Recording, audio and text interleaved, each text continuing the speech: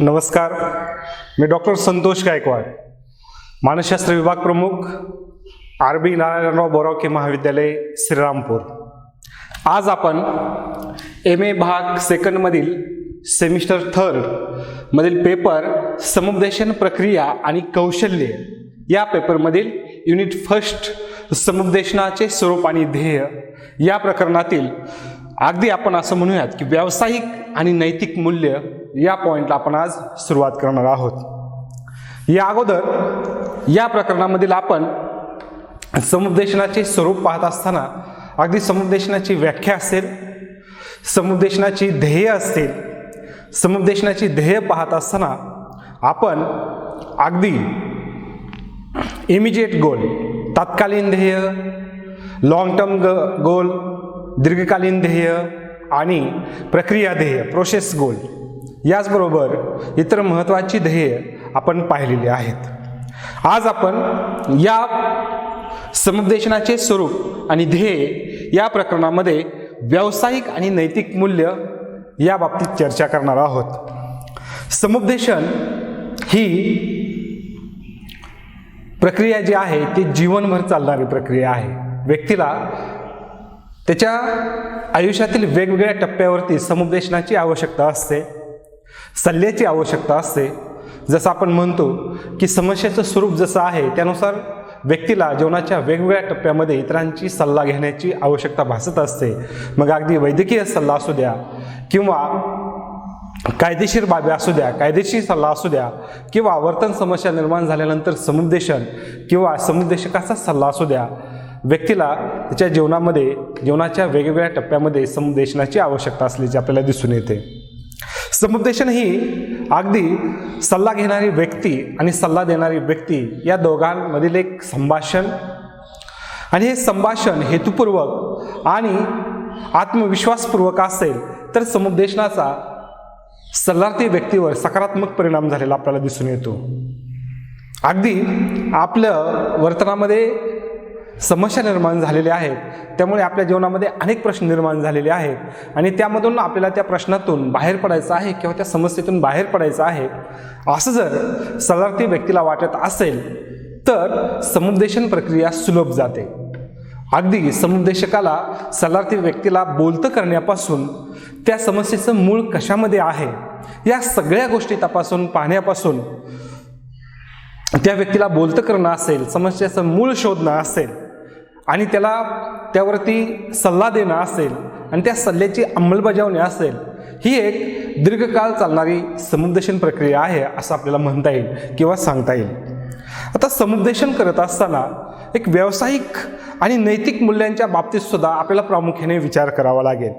कारण का अगदी मानसशास्त्रज्ञ किंवा समुपदेशक म्हणून काम करत असताना व्यक्तीच्या अगदी म्हणजे जी व्यक्ती आपल्याकडे सल्ला घेण्यासाठी आलेली आहे त्या व्यक्तीच्या प्रतिष्ठेचा व चांगल्या गुणांचा सन्मान करावा आणि मूलभूत मानवी हक्कांची जपणूक व्हावी, संरक्षण करावे यासाठी, त्याचबरोबर मानवी वर्तनाविषयी अधिकाधिक ज्ञान मिळवणे असेल आणि त्याचा उपयोग मानवी कल्याणाचे संवर्धन करण्यासाठी असू द्यात, या सगळ्या बाबी समुपदेशक किंवा काउन्सलर किंवा मानसशास्त्रज्ञ म्हणून काम करत असताना अत्यंत महत्त्वाच्या आहेत असं APA अमेरिकन सायकोलॉजिकल असोसिएशनने अगदी स्पष्ट सांगितलेलं आहे किंवा स्पष्ट केलेलं आहे. म्हणजे अगदी काउन्सलर किंवा समुपदेशक म्हणून काम करत असताना आपल्याला काही नैतिक मूल्यांची जोपासना करणं किंवा आपल्याकडून होणं अत्यंत महत्त्वाची गोष्ट आहे. हे अमेरिकन सायकोलॉजिकल असोसिएशननं अगदी या बाबतीत काही नियम किंवा काही मूल्ये घालून दिलेली आहेत किंवा सांगितलेली आहेत. समाजात मानवी हक्कांची जपणूक करण्यासाठी काही नियम असतात, तशाच प्रकारे अगदी समुपदेशक किंवा मानसशास्त्रज्ञ म्हणून काम करत असताना त्यांच्यासाठी एक नैतिक आणि व्यावसायिक नियमावली तयार केली गेली आहे. या संदर्भात अगदी अमेरिकन सायकोलॉजिकल असोसिएशनने या बाबतीत आपल्याला खूप चांगल्या पद्धतीनं किंवा सविस्तर या बाबतीत मार्गदर्शन केलेलं दिसून येईल. व्यावसायिक लोक जनतेला त्यांच्या व्यवसायाच्या स्वरूपाने सेवा देत असतात। जनता आणि व्यावसायिक या दोघांमध्ये अगदी विश्वासाचं वातावरण निर्माण होण्यासाठी या नैतिक मूल्यांची किंवा या नियमांची अत्यंत आवश्यकता आहे। अगदी स्मिथ या संशोधकांनी सांगितल्याप्रमाणे मानसशास्त्रज्ञ प्रामुख्याने 4 प्रकारच्या कार्यामध्ये गुंतलेले आपल्याला दिसून येतात। स्मिथ या संशोधकाच्या मते ते काय म्हणतात की मानसशास्त्रज्ञ हे जे आहेत ते प्रामुख्याने 4 प्रकारच्या कार्यामध्ये गुंतलेले आहेत। त्यामध्ये मग मानवी सेवा असेल, संशोधन असतील, शिक्षण आणि प्रशिक्षण असेल आणि सार्वजनिक धोरणे असतील। या अगदी खूप महत्त्वाच्या किंवा अत्यंत महत्त्वाच्या कार्यामध्ये संशोधक किंवा मानसशास्त्रज्ञ गुंतलेले आपल्याला दिसून येतात। वरील 4 ठिकाणी काम करणाऱ्या किंवा या 4 ठिकाणी काम करणाऱ्या समुपदेशक मानसशास्त्रावर नैतिक त्याचबरोबर व्यावसायिक आणि कायदेविषयक मूल्ये जे आहेत ते परिणाम करताना आपल्याला दिसून येतात।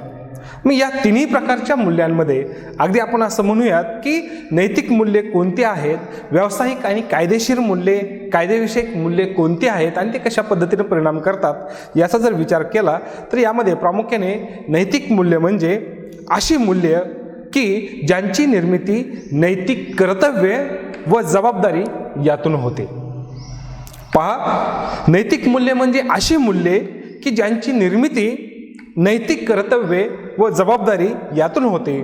ते योग्य व अयोग्य काम यातून किंवा एखाद्या व्यावसायिक संघटनेने तयार केलेल्या तत्व प्रणालीतूनच निदर्शनास येतात किंवा दिसून येतात असं आपण म्हणूयात। उदाहरणार्थ, सल्लार्थी व्यक्तींच्या हक्कांचा सन्मान करावा, सल्लार्थी व्यक्तींचा सन्मान करावा। सल्लार्थी व्यक्ती ही एक प्रकारची मनुष्य असते किंवा तो मानव प्राणी असतो, तो प्रतिष्ठित असतो, त्याला योग्य ती विचारपूर्वक वागणूक द्यावी किंवा त्याच्या हतबलतेचा त्याच्या समस्येचा गैरफायदा घेऊ नये। या प्रकारची नैतिक मूल्य जी आहेत ती व्यावसायिकावर किंवा समुपदेशन म्हणून काम करणाऱ्या समुपदेशकावर अमेरिकन सायकोलॉजिकल असोसिएशनने घातलेले आपल्याला दिसून येतात। त्याचबरोबर काही व्यावसायिक मूल्यांचा जर विचार केला तर व्यावसायिक मूल्ये म्हणजे अशी मूल्ये की ज्यांची निर्मिती व्यावसायिक प्रमाणकातून होते, जी प्रमाणके तांत्रिक पद्धतीशी किंवा संस्कृतीशी संबंधित असतात। अगदी आपल्याला असं म्हणता येईल की सल्लार्थी व्यक्तीला जे स्वीकारणं शक्य असेल, जे करणं शक्य असेल, त्याची अंमलबजावणी होत असेल असे उपचार देणे किंवा या उपचार पद्धतीचा वापर करणं असेल। दिलेल्या सेवेची माहिती लेखी स्वरूपात स्वतःजवळच ठेवणे, पारंपरिक पद्धतीने काम करणाऱ्या अनौपचारिक व्यावसायिकांसाठी सुद्धा अशी मूल्य प्रणाली तयार केली आहे। म्हणजे थोडक्यात असं म्हणता येईल की व्यावसायिकतेच्या बाबतीत किंवा समुपदेशक म्हणून काम करत असताना आपल्याला काही मूल्यांची जोपासना अगदी प्रामाणिकपणे करावी लागेल। त्यामध्ये फॉर एक्झाम्पल पहा, जी सल्लार्थी व्यक्तीची अगदी कॉन्फिडेन्शियल माहिती आहे ती कॉन्फिडेन्शियलच राहिली पाहिजे याची दक्षता सुद्धा समुपदेशन करणाऱ्या व्यक्तीनं घेणं अत्यंत आवश्यक आहे। त्याचबरोबर काही कायदेविषयक मूल्य याचा जर विचार केला तर कायदेविषयक मूल्ये म्हणजे अशी मूल्ये की जी केंद्र सरकार किंवा राज्य सरकार यांनी कायद्याच्या आधाराने ठरविलेल्या प्रमाणकातून निर्माण होतात। अगदी आपण ज्या देशामध्ये ज्या राज्यामध्ये राहतो त्या गव्हर्नमेंटने किंवा सरकारने जे काही नियम घालून दिलेले आहेत ते नियम किंवा ती ध्येय धोरणे ही समुपदेशक म्हणून काम करणाऱ्या व्यावसायिकावर बंधनकारक असल्याचं आपल्याला सांगता येईल। उदाहरणार्थ, त्या देशामध्ये किंवा त्या राज्यामध्ये अस्तित्वात असलेले कायदे किंवा वेगवेगळ्या न्यायालयांनी दिलेले वेगवेगळे निर्णय असतील, हे निर्णय किंवा हे कायदे जे आहे ते त्या व्यावसायिकावर बंधनकारक असतील। म्हणजे आपल्याला थोडक्यात नैतिक मूल्य, व्यावसायिक मूल्य आणि कायदेविषयक मूल्य यामध्ये या प्रकारच्या किंवा अशा प्रकारचा बदल आपल्याला थोडक्यात सांगता येईल। अगदी आपण असं म्हणूया की ही जी नैतिक मूल्य किंवा नियमावली आहे ती लिखित स्वरूपात तयार करण्याचं काम जे आहे ते अमेरिकन सायकोलॉजिकल असोसिएशननं केलेलं आहे। त्यामध्ये वारंवार अपग्रेडेशन किंवा त्याची सुधारित आवृत्ती आलेली आपल्याला दिसून येईल। अगदी या अमेरिकन सायकोलॉजिकल असोसिएशनने सर्वात प्रथम 1938 मध्ये या नैतिक मूल्यांच्या बाबतीत नियमावलीची आवश्यकता आहे की नाही हे पडताळून पाहण्यासाठी एका समितीची स्थापना केली. The committee on scientific and professional ethics या नावाने ही समिती जी आहे ती परिचित होती किंवा स्थापन केलेली होती. या समितीने अशा नियमावलीची आवश्यकता नाही असा अहवाल अगदी सुरुवातीला दिला. या समितीने अशा नियमावलीची आवश्यकता नाही असा अहवाल दिल्यानंतर पुन्हा म्हणजे 1940 मध्ये अशाच प्रकारची एक समिती पुन्हा स्थापन करण्यात आली. या समितीने अशा नियमावलीची आवश्यकता नाही असाच अहवाल दिला.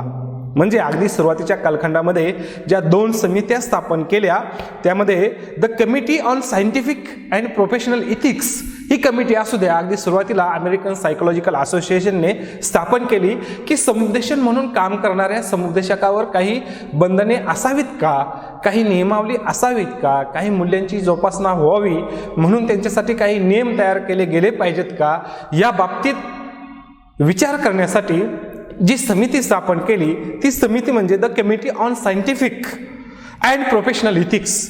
या कमिटीने सुद्धा अशा प्रकारच्या नियमावलीची किंवा बंधनांची आवश्यकता नाही असा अहवाल दिल्यानंतर अगदी नंतर थोड्याच कालखंडामध्ये 1940 मध्ये अशाच प्रकारची दुसरी एक समिती स्थापन केली गेली आणि दुसऱ्याही समितीनं अशाच प्रकारचा अहवाल दिला की त्यांनी म्हटलं की अशा प्रकारच्या नियमाची आवश्यकता समुपदेशक किंवा व्यावसायिक यांना आवश्यकता नाही. असे असले तरी पुन्हा एकदा सन 1947 मध्ये अशाच प्रकारची एक समिती स्थापन केली. त्या समितीने अशी एक नियमावली असावी असा अहवाल दिला.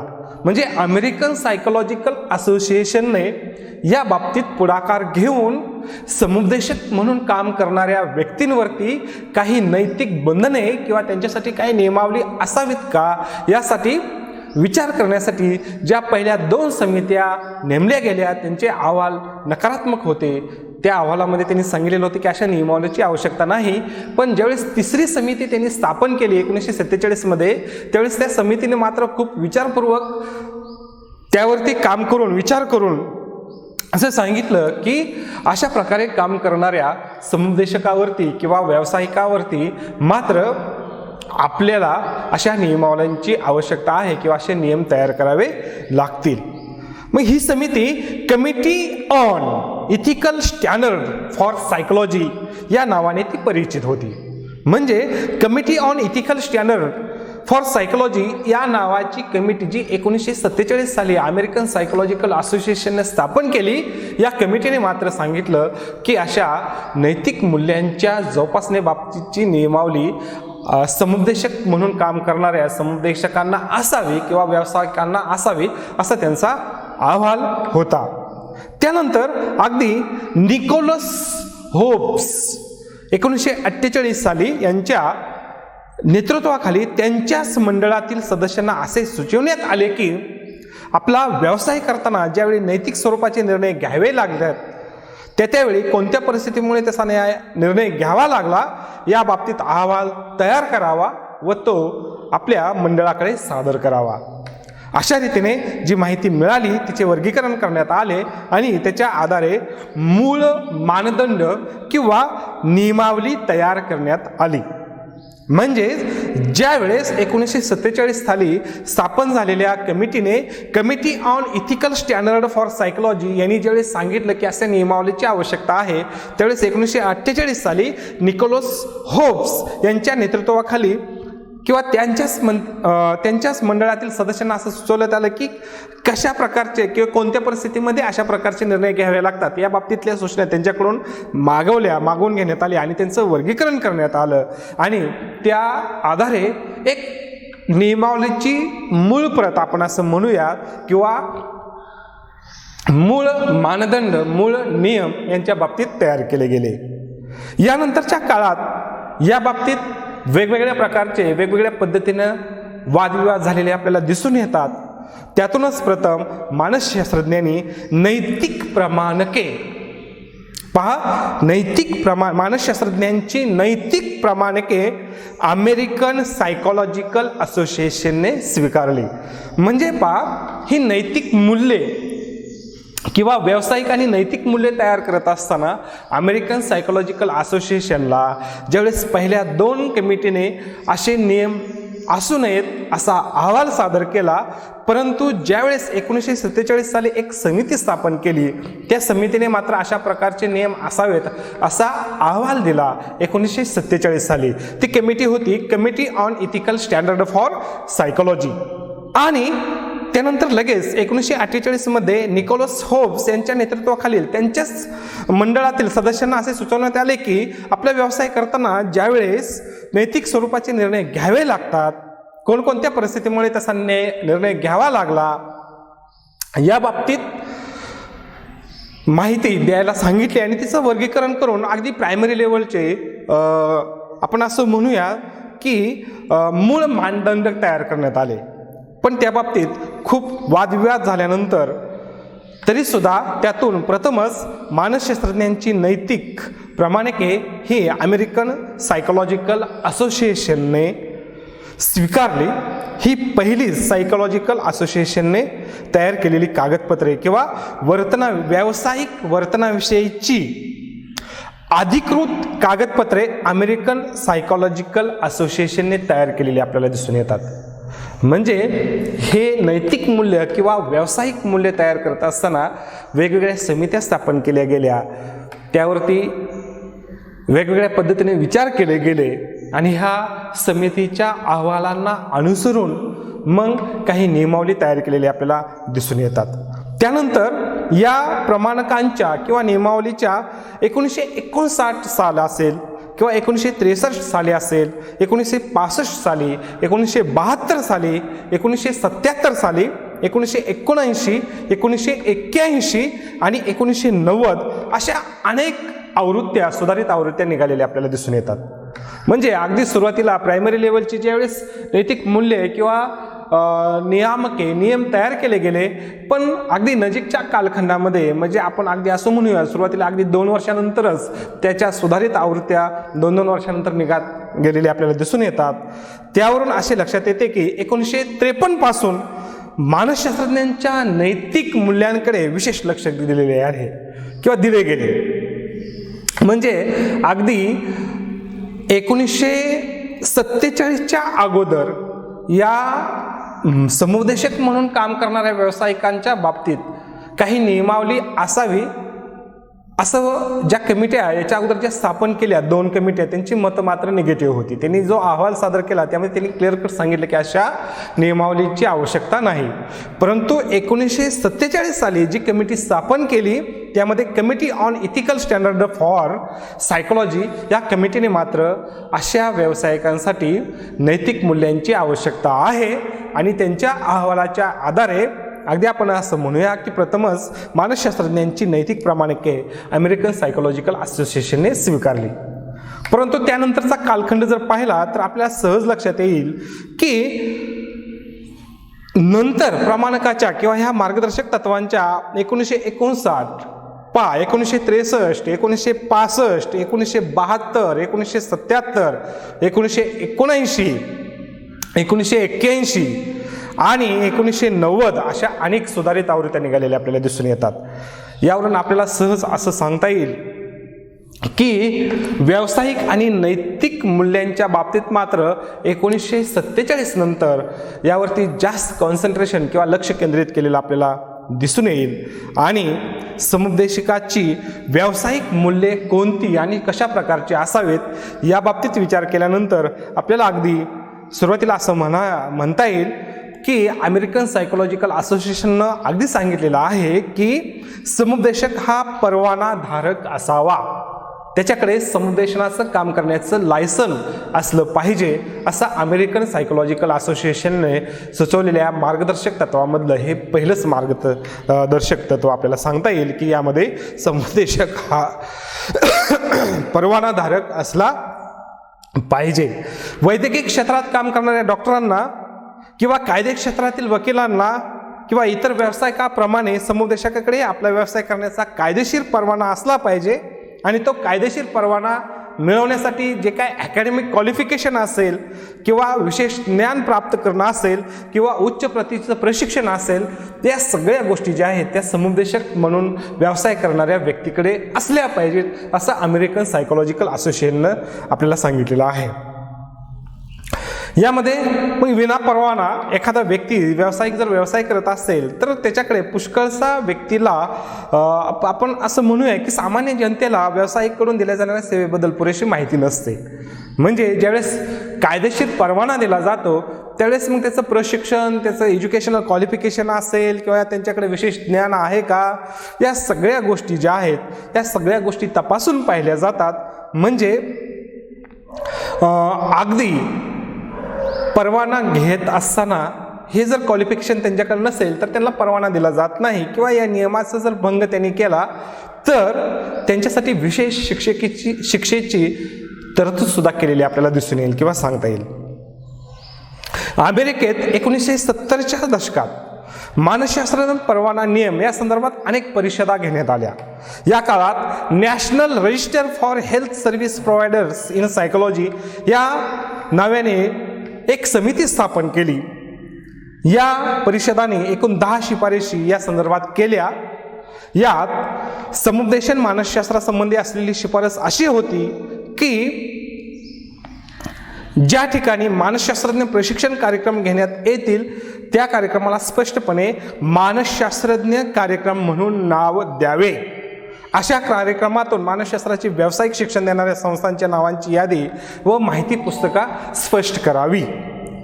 त्याचबरोबर जर या अटींची पूर्तता केलेली नसेल आणि या कार्यक्रमातून जर काही व्यक्तींनी प्रशिक्षण घेतलेलं असेल तर अशा व्यक्तींना मात्र परवाना मिळणार नाही. म्हणजे अगदी बारीक सारीक गोष्टींचा विचार करून परवाना मिळवण्यासाठी प्रशिक्षण अगदी कोणत्या संस्थेमध्ये कशा पद्धतीनं घेतलेले आहे याची पडताळणी करूनच त्यांना परवाना दिला जातो. अमेरिकेमध्ये मात्र 1970च्या दरम्यान यावरती अनेक बैठका होऊन वेगवेगळ्या तज्ज्ञांची मतं मागून या बाबतीत 1970 ते 80च्या दरम्यान अमेरिकन सायकोलॉजिकल असोसिएशनने अगदी या सगळ्याच कार्यक्रमात किंवा प्रशिक्षण देणाऱ्या संस्थांच्या स्वरूपामध्ये बदल केलेला आपल्याला दिसून येतो. आणि मग परवाना देण्यासाठी त्या व्यावसायिकाला कशा प्रकारचं प्रशिक्षण त्या व्यावसायिकानं किंवा समुपदेशन म्हणून काम करणाऱ्या व्यक्तीनं घेतलेलं असलं पाहिजे या बाबतीत एक नियमावली तयार करून त्या संस्थेमध्ये किंवा त्याच्या प्रकारच्या संस्थांमध्ये जर प्रशिक्षण घेतलेलं असेल तर त्या व्यक्तीला परवाना दिला जातो. आता काळाच्या ओघात जसे जसे हे सगळे बदल होत गेले त्यामध्ये मग मात्र या पद्धतीमध्ये किंवा या नियमामध्ये सुद्धा बदल केलेले आपल्याला दिसून येतात. परंतु थोडक्यात आपल्याला असं म्हणता येईल की योग्य आणि पात्रताधारक व्यक्तींनाच समुपदेशक म्हणून व्यवसाय करण्यासाठी अमेरिकन सायकोलॉजिकल असोसिएशनने परवानगी द्यावी असं स्पष्ट म्हटलेलं आहे. मग त्यांचं प्रशिक्षण कुठं घेतलेलं आहे, कोणत्या संस्थेमध्ये घेतलेलं आहे, कशा स्वरूपाचं प्रशिक्षण घेतलेलं आहे, अकॅडमिक क्वालिफिकेशन किती आहे, ती व्यक्ती समुपदेशन म्हणून काम करण्यासाठी योग्य आहे का, या सगळ्या गोष्टींची तपासणी करून त्या व्यक्तीला समुपदेशनाचं काम करण्यासाठी परवानगी द्यावी असं अमेरिकन सायकोलॉजिकल असोसिएशननं स्पष्टपणे सांगितलेलं आहे. हे एक नैतिक मूल्य आपल्याला सांगता येईल. त्याचबरोबर मानसशास्त्रातील पदव्युत्तर पदवी the master degree in psychology, समुपदेशन हा जर व्यवसाय करायचा असेल त्या दृष्टीने विचार जर केला शैक्षणिक पात्रतेच्या बाबतीत तर समुपदेशकाने मानसशास्त्रातील पदव्युत्तर पदवी किंवा समुपदेशनाशी संबंधित डॉक्टरेट पदवी किंवा किमान मानसशास्त्रातील पदव्युत्तर पदवीपर्यंत शिक्षण घेणे आवश्यक आहे. नंतरच अगदी आपण असं म्हणूया की त्यानंतर पदव्युत्तर शिक्षण किंवा अगदी आपण असं म्हणूया की त्या मानसशास्त्रामध्ये डॉक्टरेट पदवी मिळवल्याशिवाय त्या व्यक्तीला समुपदेशकाची परमिशन मिळणार नाही. मग व्यक्ती वेगवेगळ्या ठिकाणी पुनर्वसन असेल, शालेय असेल, व्यवसाय असेल किंवा अगदी व्यसनमुक्तीच्या ठिकाणी असेल, वेगवेगळ्या ठिकाणी ती समुपदेशक म्हणून काम करू शकते. अशा समुपदेशकांना national board of certified counsellor या मंडळाकडून प्रमाणपत्र मिळते आणि त्या राज्य शासनाकडून व्यवसाय करण्याची परवानगी मिळते किंवा परवानगी घ्यावी लागते. थोडक्यात आपल्याला असं म्हणता येईल की मानसशास्त्रातील पदव्युत्तर पदवी किंवा मानसशास्त्रामध्ये किंवा समुपदेशनाशी संबंधित अभ्यासक्रमामध्ये डॉक्टरेट पदवी मिळवणं समुपदेशक म्हणून काम करण्यासाठी आवश्यक आहे. त्याचबरोबर त्या अगदी आपण असं म्हणूयात की त्या राज्याकडून किंवा पर्टिक्युलर त्या राज्यामध्ये स्थापन केलेल्या संस्थेकडून किंवा मंडळाकडून किंवा काउन्सलर्सकडून आपल्याला त्या प्रकारचं प्रमाणपत्र घेऊन आपला व्यवसाय सुरू करणं आवश्यक आहे असं त्या नियमावलीमध्ये सांगितलेलं आपल्याला दिसून येईल. त्यानंतर आधी स्वीकृती आणि विशेषीकरण, ॲक्रिडेशन अँड स्पेशलायझेशन. येथे आधी स्वीकृती आणि विशेषीकरण या संबंधित नमूद करण्याचा उद्देश असा की समुपदेशनाचे शिक्षण किंवा प्रशिक्षण घेऊ इच्छिणाऱ्या व्यक्तीच्या समुपदेशन अभ्यासक्रमाच्या निवडीशी आणि व्यावसायिक संबंधीशी याचा सरळ आणि जवळचा संबंध आहे. आधी स्वीकृती म्हणजे शासनाच्या एखाद्या मंडळाकडून किंवा प्रातिनिधिक संस्थेकडून मिळवलेली अधिकृत मान्यता होय. अशी आधी स्वीकृती समुपदेशनाच्या बाबतीत शैक्षणिक संस्थांना किंवा अभ्यासक्रमाला मिळवावी लागते आणि अशा शैक्षणिक संस्थांमधून शिक्षण घेतलेल्या किंवा असा अभ्यासक्रम यशस्वीपणे पूर्ण केलेल्या विद्यार्थ्याला लागलीच व्यवसायाचा परवाना मिळेल याची हमी देता येत नाही. परंतु असे जरी असले तरी व्यक्तीचे महत्त्व वाढलेले दिसते, कारण आधी स्वीकृती प्राप्त करण्याची प्रक्रिया ही कायदेशीर प्रक्रिया आहे. म्हणजे समुपदेशन म्हणून काम करण्यासाठी आधी स्वीकृतीची आवश्यकता, ॲक्रिडेशनची आवश्यकता आहे. समुपदेशन मानसशास्त्राच्या व समुपदेशन शिक्षणाच्या या बाबतीत आधी स्वीकृतीचे ठराविक मानदंड असलेले आपल्याला सांगता येतील. आधी स्वीकृती समुपदेशन मानसशास्त्राचा अभ्यासक्रम हा अमेरिकन सायकोलॉजिकल असोसिएशन या नामवंत मंडळाने division of counselling psychology division of counselling psychology यांच्या संयुक्त सहकार्याने तयार केलेल्या प्रमाणकांशी मिळता जुळता असल्याचं आपल्याला सांगता येईल किंवा दिसून येईल. म्हणून अगदी समुपदेशक म्हणून व्यावसायिक काम करणाऱ्या व्यक्तींना अशा प्रकारच्या पात्रतेची पूर्तता करणं अत्यंत आवश्यक आहे. त्याचबरोबर आधी स्वीकृतीसाठी प्रस्ताव पाठवलेल्या प्रत्येक अभ्यासक्रमाला आधी स्वीकृती मिळेलच असे नाही, तर त्यासाठी तो अभ्यासक्रम पुढील प्रमाणकांशी मिळता जुळता असणं आवश्यक आहे असं म्हटलेलं आहे. मग त्यामध्ये अगदी आपल्याला असं म्हणता येईल की व्यावसायिक मानसशास्त्राचे अभ्यासक्रम विद्यापीठामधून किंवा व्यावसायिक मानसशास्त्राचे शिक्षण देणाऱ्या महाविद्यालयामधूनच शिकवले गेले पाहिजेत. अभ्यासक्रमास स्पष्टपणे मानसशास्त्राचा अभ्यासक्रम म्हणून नाव दिले असावे व तो मान्यताप्राप्त होण्यासारखा असावा.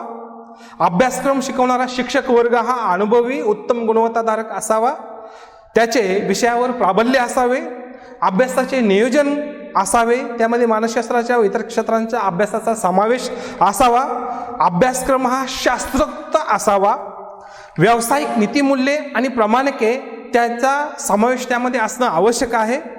त्याचबरोबर संशोधन आराखडे असतील, संशोधन पद्धती असेल, संख्याशास्त्र, मनोमापन, त्याचबरोबर वर्तनाचे शारीरिक अधिष्ठान, बोधनिक भावनिक वर्तनाचे अधिष्ठान, सामाजिक वर्तनाचे अधिष्ठान असेल, व्यक्तिगत वर्तन व विशेष अभ्यासक्रम इत्यादी अभ्यासक्रम त्यामध्ये समाविष्ट असले पाहिजेत. त्याचबरोबर प्रॅक्टिकल असेल, इंटर्नशिप असेल व क्षेत्रीय किंवा शालेय प्रशिक्षण यांचाही अभ्यासक्रमात समावेश असला पाहिजे. म्हणजे अगदी त्या अभ्यासक्रमाला मान्यता घेत असताना त्या अभ्यासक्रमामध्ये कोणकोणते घटक समाविष्ट केलेले आहेत त्या घटकांचा सुद्धा विचार जो आहे तो आधी स्वीकृती घेताना केला गेलेला आहे. म्हणजे समुपदेशक म्हणून काम करत असताना अमेरिकन सायकोलॉजिकल असोसिएशनने जी काही नैतिक तत्वे तयार केलेली आहेत त्या नैतिक तत्वांना अनुसरून अगदी आपल्याला असं म्हणता येईल की समुपदेशक म्हणून व्यवसाय करण्यासाठी परवाना घेण्यापासून अगदी त्या समुपदेशकाने कोणत्या ठिकाणी कोणत्या प्रकारचं शिक्षण घेतलेलं आहे आणि जे शिक्षण घेतलेलं आहे त्या शिक्षणाला आधी स्वीकृती किंवा मान्यता आहे का, त्या अभ्यासक्रमामध्ये कोणकोणत्या घटकांचा समावेश केलेला आहे, या सगळ्या बारीक सारीक गोष्टींच्या बाबतीत अमेरिकन सायकोलॉजिकल असोसिएशनने एक नियमावली तयार केलेली आहे आणि नियमावली तयार करून व्यावसायिक मूल्यांच्या बाबतीत एक मानदंड तयार करून अमेरिकन सायकोलॉजिकल असोसिएशनने समुपदेशकाच्या बाबतीत तयार करून ते दिलेलं आपल्याला दिसून येईल किंवा सांगता येईल. आता याच घटकामधील समुपदेशकाच्या बाबतीत दुसरा जो महत्त्वाचा घटक आपल्याला सांगता येईल तो म्हणजे नैतिक मूल्य. हा नैतिक मूल्य एखाद्या व्यक्तीला समुपदेशक म्हणून व्यवसाय स्वीकारण्यासाठी कोणकोणत्या नैतिक मूल्यांचं पालन करावं लागेल, कोणकोणत्या नियमाचं पालन करावं लागेल, या बाबतीतली माहिती जी आहे ती आपण पुढच्या तासाला पाहूया. धन्यवाद.